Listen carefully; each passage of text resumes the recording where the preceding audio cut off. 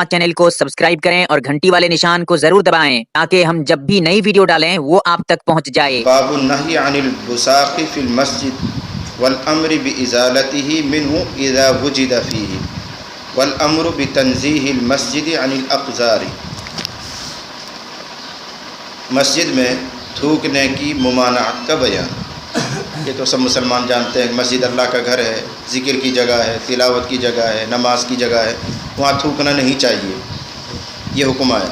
Number 2 والامر بازالته منه، اگر مسجد میں کہیں گندگی نظر آئے، تھوک نظر آئے، کھکار نظر آئے تو اس کو صاف کر دینا چاہیے۔ والامر بتنزیہ المسجد عن الاقذار، تیسری چیز ہے مسجدوں کو عام گندگی سے، ریت، مٹی، دھول اور جالے ایسی چیزوں سے پاک صاف رکھنے کا حکم۔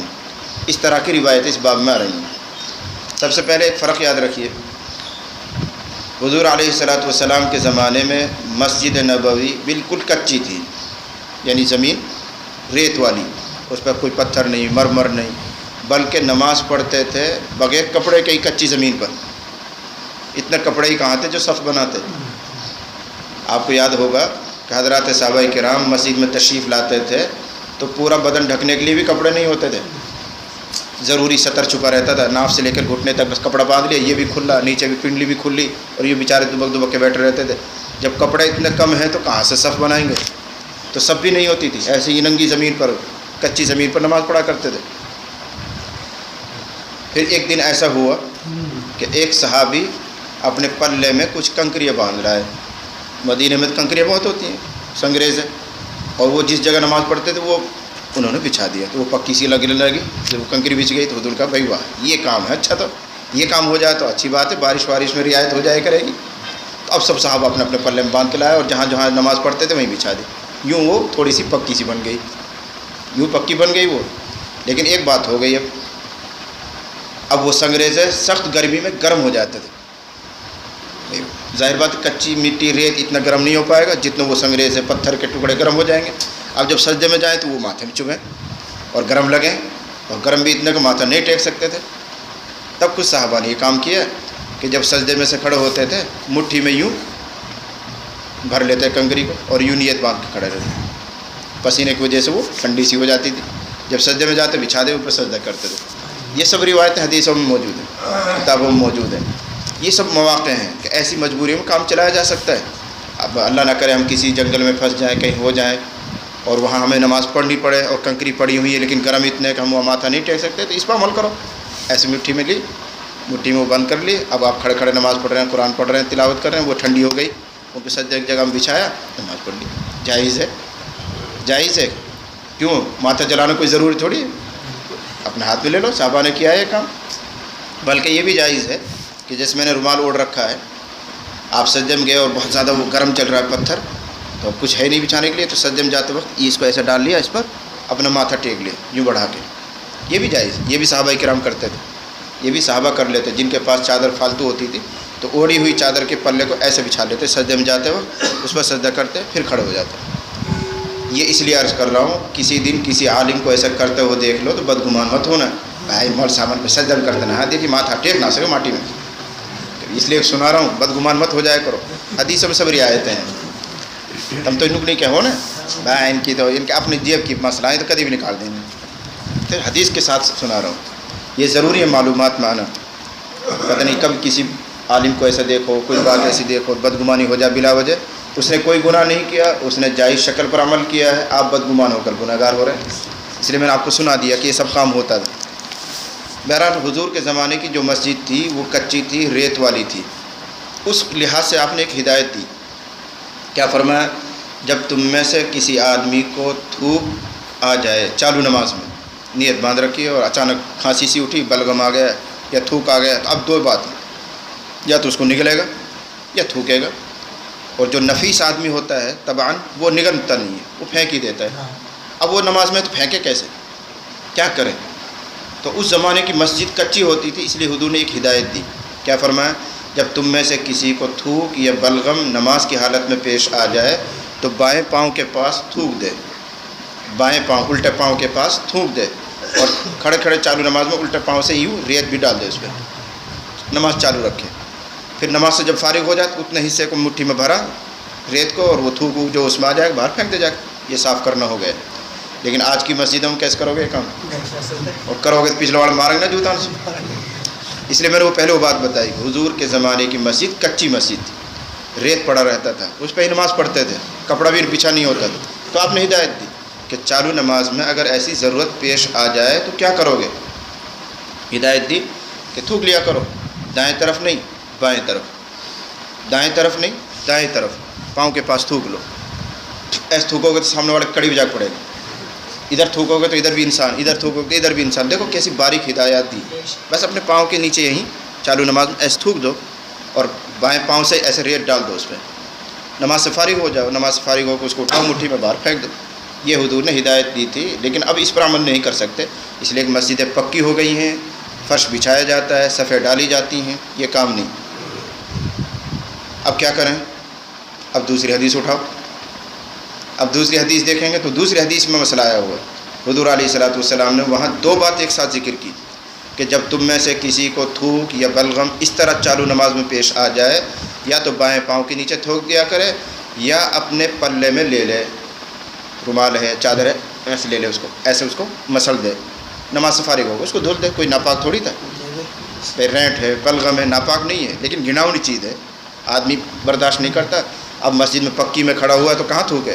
تو اس کا اس کپڑے میں لے لے، اس کو کپڑے کو مسل دے، بس نماز چالو رکھے، نماز کے بعد جائے وضو خانے پہ اس کو دھل لے، پاک کر لے۔ یہ حدیث میں آیا ہوا ہے۔ آج کے لیے یہ مسئلہ ہے، ہو گیا کہ نہیں مسئلہ؟ اب سوال یہ ہے کہ نبی علیہ الصلوۃ والسلام نے یہ ہدایت دی کہ بائیں پاؤں کے نیچے تھوکو، دائیں طرف نہ تھوکو، اس میں کیا راز ہے؟ اگر آدمی ہونے کی بات ہے تو آدمی ادھر بھی ہوتا ہے، آدمی ادھر بھی ہوتا ہے۔ بھئی چالو نماز میں صف بنی ہوئی ہے، ادھر بھی آدمی ہے ادھر بھی آدمی ہے، تو حضور کیا فرما رہے ہیں کہ جب تم میں سے اس طرح کسی کو بلغم وغیرہ پیش آ جائے تو بائیں طرف تھوک لے۔ بائیں کی قید کیوں؟ دائیں طرف کیوں نہیں تھوک سکتے؟ اگر آدمی کی رعایت کروائی جا رہی تو آدمی تو ادھر بھی کھڑا ہوا ہے۔ علماء نے بہت اچھی بات کہی، فرمایا کہ دائیں طرف اس لیے تھوکنے سے منع کیا گیا ہے کہ ادھر فرشتے ہیں، ادھر فرشتے ہیں، اس لیے ادھر تھوک لو۔ جواب یہ، فرشتہ تو ادھر بھی رہتا ہے، فرشتہ ادھر بھی رہتا ہے، اس کے لحاظ کیوں نہیں کروایا؟ علماء فرماتے ہیں کہ دائیں طرف فرشتے وہ ہیں جو نیکی لکھتے ہیں، بائیں طرف وہ فرشتہ ہے جو گناہ لکھتا ہے، جرم لکھتا ہے۔ اب نماز میں ہے بندہ، اب نماز میں ہے تو نیکی والا فرشتہ مشغول ہے، اس کو کام کرنا نماز میں ہے، بھائی دیکھو نیکی۔ اور یہ جو فرشتہ بائیں طرف یہ چائے پینے گیا، چھٹی ہے اس کی، وہ یہاں کیا کرے گا؟ اس لیے بائیں طرف تھوکے۔ سمجھ رہے ہیں بات کو؟ بھائی عام حالات میں آدمی گھوم رہا ہے، پھر رہا ہے، چل رہا ہے، تو دونوں کندھوں پہ فرشتے بیٹھے ہوئے ہیں۔ حضور علیہ الصلوۃ والسلام کی ہدایت ہے، ارشاد فرمایا الا ان معکم من یفارق من لا یفارقکم، تمہارے ساتھ اللہ کی وہ مخلوق ہے جو کبھی تم سے جدا نہیں ہوتی، فاستحیوا من، اس سے شرماؤ۔ وہ کون ہے؟ فرشتے ہی ہیں، مگر جنابت کے وقت میں یا بیت الخلاء کے وقت میں یا بیوی سے ملنے کے وقت میں وہ فرشتے الگ ہو جاتے ہیں۔ مطلب یہ کچھ وقت ایسے بھی ہیں جہاں یہ الگ ہوتے ہیں۔ ایک وقت یہ بھی ہے کہ اب ہم نیکی میں مشغول ہیں تو نیکی لکھنے والا فرشتہ تو ڈیوٹی پہ ہے، اس کو لکھنا پڑے گا، اور اس نے دیکھ لیا بھائی اب تو یہ نماز میں اب کیا گناہ کرے گا، تو جائے گا باہر، کھیلے گا کودے گا، کچھ تو کرے گا وہ، تو یہ فرصت کا وقت ہے اس کے لیے، اس لیے بائیں پاؤں کے نیچے تھوکنے کی اجازت دے دی گئی۔ یہ راز بیان کیا علماء نے۔ وعن انس رضی اللہ عنہ ان رسول اللہ صلی اللہ علیہ وسلم قال، اسی طرح یہاں سمجھو کہ جب کسی استاذ کے ساتھ، کسی شیخ کے ساتھ، کسی عالم دین کے ساتھ زمین پر ساتھ ساتھ پیدل چلنا ہو تو یہ بھی ہدایت حدیث میں ہے کہ دائیں طرف چلنا چاہیے، بائیں طرف نہیں، اس کے دائیں طرف چلنا چاہیے، بائیں طرف نہیں۔ میں حیران ہوتا ہوں کہ نبی علیہ الصلوۃ والسلام کی 23 سالہ زندگی ہے نبوت والی، اس میں سے آپ 13 سال نکال دو مکے کے، تو مکے میں تو تھا ہی کیا، پٹائی کے علاوہ ایسا موقع ہی نہیں تھا کہ وہاں بیٹھتے جلسہ جلوس ہوتے، آپ ہدایات دیتے، موقع ہی نہیں تھا، سب کو اپنی اپنی نماز کی بھی فکر، اپنے اپنے گھروں میں چھپ کے پڑھتے تھے بیچارے۔ پھر آپ نے ہجرت کی تو ان 13 سال کو کم کر دو، کل 10 سال بچ گئے۔ 10 سال میں آپ مدینہ رہے، لیکن ان 10 سالوں میں بھی غزوات، جہاد، حج کا سفر بھی، عمرہ کا سفر بھی، جہادوں کا سفر بھی، ان سب کو بھی نکالو تو کل 5-7 سال کی عمر بچتی ہے فرصت والی۔ ان 5 سال میں حضور علیہ الصلوۃ والسلام نے کتنی ہدایات دی ہیں، کوئی چیز ایسی نہیں ہے جس کے بارے میں آپ کو حدیث نہیں ملے گی۔ میں بہت حیران ہوتا ہوں، یعنی مختصر سی زندگی آپ کو مل رہی ہے، کل 23 سال کی عمر ہی کتنی ہوتی ہے اول میں بہت والی، نبوت والی زندگی جو آپ کی ہے وہ 23 سال کی، وہ 23 سال ہی کتنے ہوتے ہیں، اس میں سے 13 سال بالکل الگ کر دو، وہ تو ہے ہی نہیں، مار پٹائی کے علاوہ کچھ اور کام کے ہی نہیں تھے۔ 10 سال ہیں، 10 سال میں بھی غزوات، جہاد اور لڑائی جھگڑے سب ہوتے رہے، سب کو چھاٹ چھوٹ کے اگر وقت نکالو گے 5-6 سال کا نکلتا ہے۔ اس 5-6 سال میں انسانی زندگی کا کوئی مسئلہ ایسا نہیں جس کے بارے میں ہدایت نہ ہو، جس کے بارے میں کوئی نہ کوئی حدیث نہ ہو۔ مجھے حیرانی ہوتی ہے، بہت تعجب ہوتا ہے، مختصر سی زندگی میں کیسی، ایسے لگتا ہے جیسے رات دن اسی میں لگے رہتے ہوں۔ حالانکہ آپ سوتے بھی تھے، آپ بھائی بیویوں کے پاس بھی جاتے تھے، کھانا بھی آپ کھاتے تھے، آرام بھی کرتے ہیں، پھر بھی ساری ہدایات ملی ہوئی ہیں، کوئی چیز ایسی بچتی نہیں ہے۔ یہ بھی ایک ہدایت ہے کہ جب تم اپنے استاد یا بادشاہ کے ساتھ یا شیخ کے ساتھ چلو تو دائیں طرف چلو، بائیں طرف نہ چلو۔ کیوں؟ اس لیے کہ کبھی چلتے پھرتے اچانک تھوکنے کی نوبت آ سکتی ہے، شیخ کو بھی، عالم کو بھی، فلاں کو بھی۔ تم بائیں طرف رہو گے تو اس کو تھوڑا سا حجاب ہوگا، یا بے دھیانی میں تمہارے اوپر جا سکتا ہے۔ اس لیے کہ تھوکنے کا حکم دائیں طرف نہیں ہے، تھوکنے کا حکم بائیں طرف ہے۔ یا بھی ہم دھیان کر لیں، کبھی ضرورت پڑ جائے تو دائیں طرف مت تھوکا کرو، بائیں طرف تھوک لیا کرو۔ تو اب اگر وہ بھی بائیں طرف چل رہے ہوں گے، تمہارے شاگرد، تمہارے مرید، تمہارے چاہنے والے، تو ان کو تکلیف ہوگی، ان کی طرف تھوک جا سکتا ہے۔ اس لیے تقسیم کر دیا کام کو کہ اگر کوئی ساتھ چل رہا ہے تو وہ دائیں طرف چلے، تاکہ اس کو آدمی کو ضرورت پڑے تھوکنے کی تو یہ بائیں طرف تھوک سکے۔ کاموں کی تقسیم۔ تو مجھے حیرانی ہوتی ہے، مختصر سی زندگی میں نبی علیہ الصلوۃ والسلام نے ہر معاملے کی وضاحت فرما دی ہے اور ہدایت دی ہے۔ حضرت انس کہتے ہیں ان رسول اللہ صلی اللہ علیہ وسلم قال، حضور نے فرمایا البصاق فی المسجد خطیئۃ، مسجد میں تھوکنا گناہ کی بات ہے۔ یہ تو ہے بنیادی بات، مسجد میں اس طرح تھوکنا گناہ کی بات ہے، لیکن اگر پیش آ ہی جائے، تھوکنے کی نوبت آئی جائے تو ہدایت بھی دی، اگر مجبوری ہو جائے تو اس طرح کر لو۔ وَكَفَّارَتُهَا دَفْنُهَا، اور اس کا کفارہ دفن کر دینا ہے۔ جب مٹی میں تھوک دیا ہے تو اب کفارہ یعنی اس گناہ کی تلافی یہ ہے کہ مٹی ڈالو اس پہ، دباؤ اس کو، پھر نماز کے بعد پھینکو اس کو۔ پھر امام علامہ نووی جنہوں نے ایک حدیث کی کتاب لکھی ہے، انہوں نے وضاحت کی کہ اس حدیث کا مطلب اس وقت تھا جب مسجدیں کچی تھی، میں نے آپ کو سمجھا دیا۔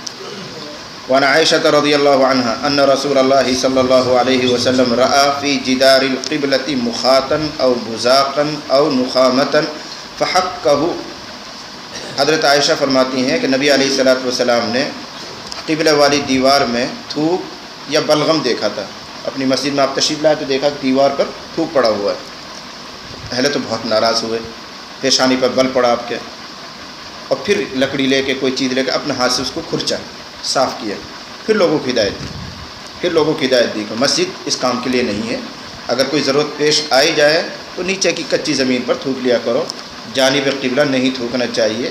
اول تو قبلے کی طرف تھوکنا ممنوع، اور وہ بھی مسجد کی سامنے والی دیوار۔ اس میں دو باتیں ہو جائیں گی، ایک تو بے ادبی ہو گئی، دوسرا اگلی صف میں اب جو نماز پڑھے گا اچانک اس کی نگاہ جب پڑے گی تو اس کو تکلیف ہوگی، اس کو گھن آئے گی، اور کسی مومن کو اتنی سی تکلیف دینا بھی جائز نہیں، اس لیے آپ نے منع فرمایا کہ یہ کام نہیں کرنا چاہیے۔ وعن انس رضی اللہ عنہ ان رسول اللہ صلی اللہ علیہ وسلم قال، یہ آخری روایت اس باب کی۔ حضرت انس کہتے ہیں کہ نبی علیہ الصلوۃ والسلام نے فرمایا ان هذه المساجد لا تصلح لشيء من هذا البول ولا القذر، یہ مسجدیں پیشاب، گندگی، ان چیزوں کی صلاحیت نہیں رکھتی ہیں، یعنی ان مسجدوں میں یہ کام نہیں کرنا چاہیے۔ پیشاب کرے کوئی، گندگی ڈالے کوئی، تنکا ڈالے، دھواں کرے، یا جالے پڑے ان کو گوارہ کرے، یہ مسجدیں اس کام کے لیے، ان کو صاف ستھرا رکھو۔ یہ حدیث ادھوری ہے، یہاں پر بعض حدیث کی کتابوں میں اس کے ساتھ ایک واقعہ ہے، تب آپ نے یہ جملہ فرمایا تھا۔ واقعہ بڑا دلچسپ بھی ہے۔ ایک دیہاتی صحابی آئے مدینہ منورہ میں، دیہات کے لوگ تو جانتے ہی نہیں ہیں بیچارے، ایسے ہی رہتے ہیں سیدھے سادے سے، جو شہروں میں رہنے لگ جاتے ہیں تو تہذیب آ جاتی ہے لوگوں کو دیکھ دیکھ کے، دیہاتوں میں جو رہتے ہیں ان کا مزاج تھوڑا الگ رہتا ہے۔ تو دیہات سے ایک صحابی آئے، مسجد میں داخل ہوئے، نبی علیہ الصلوۃ والسلام سے دعا سلام ہوئی، اور انہوں نے کچھ سوالات حضور سے کیے، آپ نے جواب دے دیا۔ اس کے بعد وہ بیٹھ کر وہیں دعا کر رہا ہے، اور کیا کہہ رہا ہے؟ اللہم ارحمنی و محمدا ولا ترحم معنا احدا، اللہم ارحمنی و محمدا ولا ترحم معنا احدا، اے اللہ مجھ پر رحم کر دے اور محمد پر رحم کر دے صلی اللہ علیہ وسلم، اور دوسرا کئی اور پر رحمت کر، یہ ہمارے ساتھ انہیں خوب گچ کا یہ دعا کر رہا ہے، اللہم ارحمنی و محمدا ولا ترحم معنا احدا، اے اللہ مجھ پر رحم کر، محمد پر رحم کر، اور ہم دونوں کے ساتھ جب تو رحم کا معاملہ کرے کسی اور پر مت کریے، تو جانے ان کا کام جانے، ہم دونوں پر رحم کر دے۔ تو حضور نے فرمایا لقد تحجرت واسعا، اللہ کے بندے تو نے تو اللہ کی جو کشادہ چیز تھی اس کو تنگ کر دیا، اللہ کی رحمت تو بڑی کشادہ ہے، ان رحمتی سبقت غضبی، میری رحمت میرے غصے پہ غالب ہے، تو اس کو سمیٹ رہا ہے، یوں دعا کر، تیرا کیا بگڑ رہا ہے، اے اللہ سب پر رحم کر، تیرا کیا جا رہا ہے۔ یہ نصیحت آپ نے فرمائی، مجلس ختم ہو گئی، لوگ منتشر ہو گئے، یہ بیچارہ دیہات کا رہنے والا کھڑا ہوا مسجد کے ایک کونے میں جا کے بیٹھ کے پیشاب شروع کر دیا، مسجد کے کونے میں ہی۔ جب یہ پیشاب کے لیے بیٹھا تو صحابہ دوڑے روکنے کے لیے، منع کرنے کے لیے، تو آپ نے اشارہ سے کہا نہیں اس کو پیشاب کرنے دو، اس کو پیشاب کرنے دو، روکو نہیں۔ اب دیکھو کتنی حیرانی کی بات، مسجد میں بیٹھ کے پیشاب کر رہا ہے، وہی کچی مسجد ہوتی تھی، تو ایک کونے میں بیٹھ کے پیشاب کر رہا ہے، صحابہ دوڑ رہے ہیں، تو آپ منع کریں نہیں۔ اس میں بڑی حکمت ہے، بڑی حکمت ہے، اس لیے کہ اب تو مسجد کا ایک کونا ناپاک ہو رہا ہے، پیشاب کر رہا ہے ایک داغ میں تو کر رہا ہے، وہی ناپاک ہو رہا ہے، اور اگر اس کے چالو ٹھیٹی کے ساتھ اس کو اٹھا دیا تو پوری مسجد میں یہ چھڑکاؤ کر دے گا کہ نہیں؟ حضور کا نہیں، بس وہی ایک داغ ہی ناپاک رہنے دو بھی، تو اگر تم اس کو اٹھاؤ گے تو اس کے کپڑے خود کے ناپاک ہو جائیں گے، مسجد میں بھی چھڑکاؤ کرے گا تو اور بڑی مصیبت بڑھ جائے گی، اس میں وہی رہنے دو، پیشاب کرنے دو اس کو۔ دوسرا یہ ہے کہ درمیان میں اگر اس نے پیشاب روکا تو بیچارہ کو کوئی بیماری بھی ہو سکتی ہے، کوئی تکلیف بھی ہو سکتی ہے، اس لیے اب جب اس نے یہ کام شروع کر دیا تو کرنے دو اس کو۔ یہیں سے نکالا یہ مسئلہ کہ اگر کسی آدمی کو تم کسی گناہ میں مبتلا دیکھو تو عین ارتکاب کے وقت، جس وقت وہ گناہ کر رہا مت ٹوکو، اس وقت مت ٹوکو، اس لیے اس وقت اس کا نفس اس پر غالب ہے، اس کا شیطان اس پر چھایا ہوا ہے، تم اگر نصیحت کرو گے تو ہو سکتا ہے وہ مسئلے کو ہی ٹھکرا دے، ہاں پتو تار دین کی اور پتو تار مسئلہ کی، تو کافر ہو جائے گا۔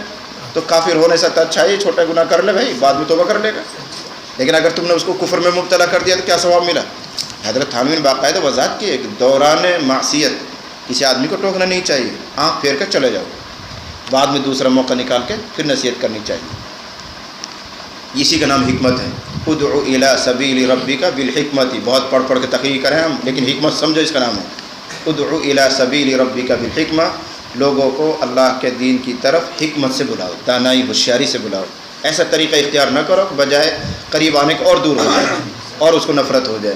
یہ حکمت ہے کہ گناہ کے وقت میں اس کے صرف نظر کرو، چلے جاؤ، کوئی گاڑی بک رہا ہے، کوئی اور ہے، آپ ایسے باہر ہو رہا ہے غصے میں، اب اس وقت نصیحت کا ٹائم نہیں ہے، اس کو اور دوسرے طریقے سے ہاتھ میں لو، دوسرے وقت میں نصیحت کرو، یار تو بہت غصہ ہو کر، زیادہ غصہ ہونا فائدے کی بات نہیں ہے، گاڑی بکنا بھی اچھی بات نہیں ہے، یہ دوسرے وقت میں نصیحت کرو، ورنہ تو وہ ہو جائے گا جو ایک کام حدیث میں آیا ہوا ہے۔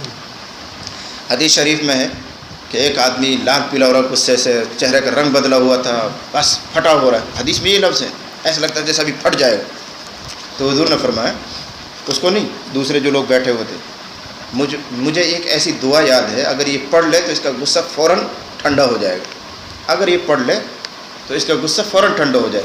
بیٹھے ہوئے صحابی کہہ رہے ہیں، اس صحابی کو سن کر جوش آیا، بتانی چاہیے تھا کہ جب ایسی دعا ہے کہ تو حضور کیا ہے؟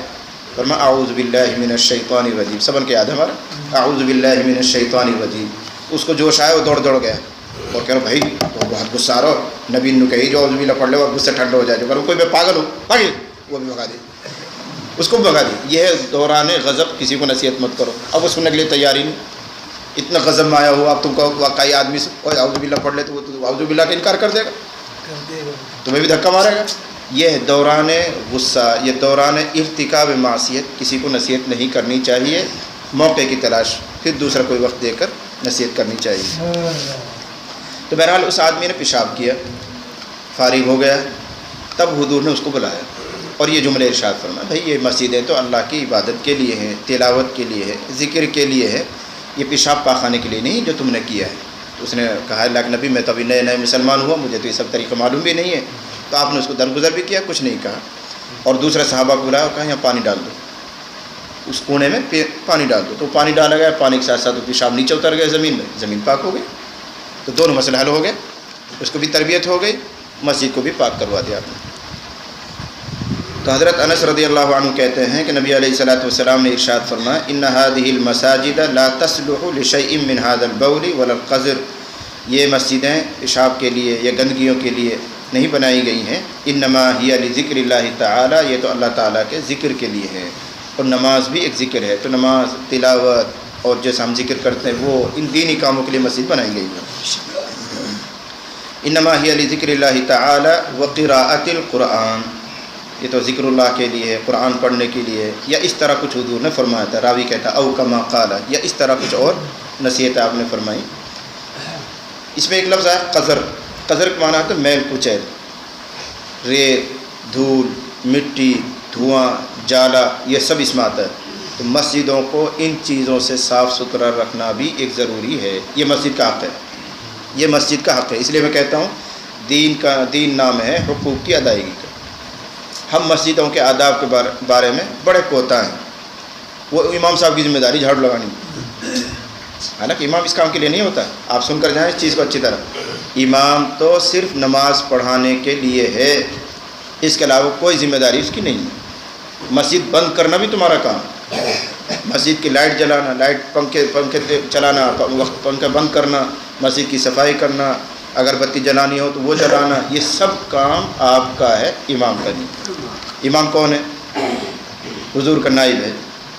اب حضور کی سیرت اٹھا کے کیا حضور جھاڑو لگاتے تو مسجد میں؟ کیا حضور نے اس طرح پنکھے چلوائے ہیں، بند کیا ہے؟ یہ کام ان کا نہیں ہے. امام نائب رسول ہوتا ہے، اس کا ایک مقام ہوتا ہے، اور سارا کام تم اس سے کرواؤ گے. اور آ کے جو جا کے گھر میں بھی نہ چل رہی ہوئے گی، مہربانی سے غصہ ہو کے آیا ہوگا امام کی ٹیٹ میں، امام کیا کر رہے نہیں گڑوا نہ دے رہے جولو، تو امام کا کام تھوڑی ہے. مسجد کی خدمت کے لیے الگ سے آدمی رکھنا چاہیے. اچھی بات تو یہ کہ آپ کرو اس کام کو، محلے والے کریں اس کام کو. جیسے اور کام کرتے ہیں، آپ اپنے گھر کا زمیندارہ کر رہے ہیں، سب سنبھال رہے ہیں، تو مسجد کی صفائی کے لیے کیا جا رہا ہے؟ 24 گھنٹے میں ایک وقت طے ہے بھائی عصر بعد روزانہ مسجد کی صفائی ہوا کرے گی. جس کو ثواب چاہیے آ جائے کرے بھائی. تو سب مل کے جھاڑو بھی لگا رہے ہیں، مسجد کے فرش نے پھٹکار رہے ہیں، جھاڑو والا نے صاف کر رہے ہیں. ایک کام ہے، کھڑکی پہ دھول جمی ہوئی ہے، صاف ہے، کرو اس کو. اور اگر تم اتنے بڑے لاٹ صاحب ہو تو اپنی جیب سے خرچہ کر کے نوکر رکھو، ایک خادم رکھو، جس کا کام یہ ہے کہ وہ نالی بھی صاف کرے گا، پانی کا نظام بھی کرے گا، لوٹوں کو بھی صاف کرے گا، مسجد میں جھاڑو بھی لگایا کرے گا. اس کو الگ سے رکھو ایک آدمی. امام الگ. امام کا کام تو صرف نماز پڑھانا، بچے پڑھانا، اس کے علاوہ دوسرا کوئی کام نہیں. لیکن افسوس یہ ہے کہ اب امام بھی ایسے ہی، مقتدی بھی ایسے، وہ بھی الا اللہ اور وہ بھی الا اللہ، سب برابر ہے. نہ ان میں سلیقہ ہوتا ہے، نہ ان میں سلیقہ ہوتا ہے. ورنہ اصل یہ ہے کہ امام تو راجا ہے، بادشاہ ہے، ایک طرح کا وقت پہ آئے گا بس نماز پڑھائے گا، پورا اختیار ہوتا ہے اس کو مسجد کے معاملے میں. حضور علیہ الصلوۃ والسلام نے ارشاد فرمایا الامام ضامن، امام ٹھیکیدار ہے. اور ٹھیکیدار کو کوئی حکومت نہیں کرتا ہے، ٹھیکیدار ہے. جب وقت منمائے نماز پڑھائے، جس وقت وہ جب کہ مطلب یہ تھوڑا بہت وقت آگے پیچھے کرنا. مثلا 2:30 بجے ایک نماز کا وقت ہے تو اس کے جی میں آئے تو کبھی وہ 2:45 پہ پڑھا دے، کبھی وہ 2:40 پہ پڑھا دے، کبھی 35 پہ پڑھا دے. کوئی یوں نہیں کہے کہ ارے لیٹ آ رہے امام صاحب کیا بات ہے. اصل چیز بدل گئی. ہوتا کیا تھا، حضور علیہ الصلوۃ والسلام کے زمانے میں آپ امام تھے، آپ کے بعد جو خلفاء راشدین تھے وہ امام تھے. پھر جب اسلامی حکومت کا حلقہ بڑھا ہے، دائرہ بڑھا ہے، تو جہاں جہاں تک اسلام پھیلا، مسجدوں کے امام اسلامی حکومت کے جو عہدے داران ہوتے تھے وہی امام بنتے تھے. کوئی قاضی ہوتا تھا، کوئی انسپیکٹر ہوتا تھا، کوئی فلاں ہوتا تھا. یہ جو بڑے عہدے والے تھے یہی مسجدوں کے امام ہوتے تھے. عام لوگ امامت نہیں کرتے تھے، عام ملا امامت نہیں کرتے تھے. جو اسلامی حکومت میں عہدے داران ہوتے تھے، وزیر، گورنر، فلاں فلاں، یہی امامت کرتے تھے. اب ان کو پورا اختیار ہوتا تھا، جب چاہے نماز کھڑی کریں، جب چاہے انہیں کریں، کبھی بھی اذان دلوائیں، کبھی نہ دلوائیں، یہ ان کے اختیارات ہوتے تھے. لیکن اب آ گئے یہ امامت کا کام بالکل نیچے، جس کی کوئی حیثیت نہیں، وہ امام صاحب خرید کے لا رہے 20 منٹ میں خرید کے لا رہے ہو، یہیں سے بات کرتے ہو، تو ایسے ہی ہوگا بھائی. اس لیے جیسا امام ویسا وقار ہوتا ہے. اماموں کو بھی چاہیے کہ وہ اپنا وقار پہچانیں، عوام کو بھی چاہیے کہ ان کا لحاظ کریں. اچھا سا اچھا آدمی، اچھا سا اچھا عالم اور مفتی، محدث، مفسر ڈھونڈ کے لائیں، اس کو رکھیں. میں کہا کرتا ہوں کہ امام گاؤں کا دینی اعتبار سے پیشوا ہوتا ہے، رہنما ہوتا ہے. تو اپنا رہنما کیسے بنا رہے ہو دھیان تو کرو. اچھا خاصا پڑھا لکھا امام رکھنا چاہیے. اچھا خاصا کب آئے گا؟ جب اچھا خاصا خرچہ کرو. اچھا خاصا کیسا آئے گا؟ جب آپ اچھا خاصا خرچہ کریں گے. اور جب آپ دے رہے ہوں گے وہی 20 من 25 من 30 من، وہ بھی سال میں مل گیا تو غنیمت، نہیں تو وہ تیرا نقطہ نا ہماری مرغی جی بنا کری تھا نا ہمارا وہ نہ کرو، وہ بھی دھر لے بیچارے. وہاں بھی امام صاحب چکر لگاتے پھر رہا نہ ہوگا. تنظیم نہیں ہے ہماری برادری میں، ہماری قوم میں تنظیم یعنی نظام چلانے کی صلاحیت نہیں. تنظیم ہوتی ہے، یعنی ماہانہ ہر گھر سے 100 روپے اگائی ہو رہی، جیسے ہر مہینے میں 15,000 20,000 آمد مسجد کے لیے طے ہے۔ اب اس میں سے آپ 10,000 12,000 8,000 جو بھی مناسب سمجھتے ہیں امام کی تنخواہ باندھ دیجیے۔ امام کو کچھ لینا دینا نہیں، تاریخ پوری ہوئی آپ تو 8,000 10,000 اس کی تنخواہ اس کا ہاتھ میں دے دیں، 2-3,000 جو بچ رہے ہیں وہ مسجد کے خرچے میں آتے رہیں گے۔ تنظیم بہت آسانی سے ہو سکتی ہے، لیکن کہاں سے کریں جب امین نہیں ہے، امانت داری نہیں ہے۔ جن نے تم بناؤ گے ٹھیکے دار اور یہ کمیٹی سی بناؤ گے، ہر مہینہ اگا کے ماشاءاللہ اپنے کھاتے میں ڈالیں گے، وہ مانگتے ہی رہیے۔ ایسا ہوتا ہے اور ہو رہا ہے، حضور کی پیشین گوئی پوری ہو رہی ہے۔ حضور علیہ الصلوۃ والسلام نے فرمایا کہ لوگوں میں کوئی اللہ ماشاءاللہ امانت والا ہوگا تو علاقے میں اس کا چرچا ہوا کرے گا، بہت فلانا بہت امین ہے، فلانا بہت امین ہے۔ کون سی کمال کی بات ہے؟ امانت تو فرض ہے ہر ایک پر، جیسے ہم اور آپ فرض نماز پڑھتے ہیں تو کون سے کمال کی بات ہے؟ کوئی شہرت تھوڑی ہوتی ہے بھائی فلاں آدمی نماز پڑھ رہا ہو، کوئی کمال کی بات نہیں۔ لیکن دور ایسا آئے گا کہ خیانت اتنی بڑھ جائے گی کہ کوئی ایک آدمی اللہ ماشاءاللہ علاقے میں امین ہوگا، شہرت ہو جائے کرے گی، فلاں آدمی بڑا امین، فلاں آدمی بڑا امین۔ حالانکہ کوئی کمال کی چیز نہیں، یہ تو فرض تھا، ہر ایک کے ذمہ ضروری تھا۔ لیکن بہرحال وہ دور ہم اپنی آنکھوں سے دیکھ رہے ہیں، بھروسہ کسی پر نہیں ہے، اچھے خاصے دینداروں پر نہیں ہے۔ ہمارے یہاں کے ایک مدرس آج صبح ہی یا شاید رات اپنی کہانی سنا رہا تھا، یہاں پڑھاتا بیچارہ، دوسرے علاقے کے رہنے والا ہے، 8-10 سال ہو گئے یہاں پڑھاتے ہوئے۔ کہہ رہے مول صاحب میرے پاس ایک بچہ پڑھتا ہے، اس کے والد صاحب داڑھی واڑی ہے ماشاءاللہ اور تبلیغ وبلیغ سے جڑا ہوا بھی ہے تھوڑا بہت، اس کی شکل پہ میں مر گیا۔ جب نوٹ بندی کا زمانہ آیا تو میں نے اپنے کھاتے واتے میں ڈلوانے کے بجائے 65,000 اس کے کھاتے میں ڈلوا دیے، اس پہ بھروسہ کر کے۔ اس کا بچہ میرے پاس پڑھتا ہے لیکن دینے کا نام نہیں لے رہا، آج دوں گا دھیرے دوں گا، پرسوں دوں گا اور یہ دوں گا۔ وقت مہربانی کوئی دیندار بتائی بیچاری، وہ بھی کہتی رہتی بتائی، تو ایک دن غصہ میں آ کے مہربانی کی آنگلی توڑ دیا، پتھر وتھر سے کچل دیا، تو کون سلار صاحب میں جانوں، مول صاحب جانوں۔ اس طرح کے لوگ جن کی شکلوں پر لوگ ایمان لے آتے ہیں وہ خائن ہیں۔ یہ شاید رات عشاء کے بعد مجھے وہ سنا رہا تھا استاد، بھائی ایسا ہو گیا۔ اب اس کی مہربانی تھوڑا بہت دیے ہیں، کچھ اور بچ رہے ہیں، اب ہو سکے مہربانی بیچاری ادا کر دے تھوڑا بہت کر کے دودھ گھی میں سے بیچ باچ کے، لیکن وہ آدمی نام نہیں لے رہا، حالانکہ اس کا بچہ ان کے درجے میں پڑھ رہا ہے۔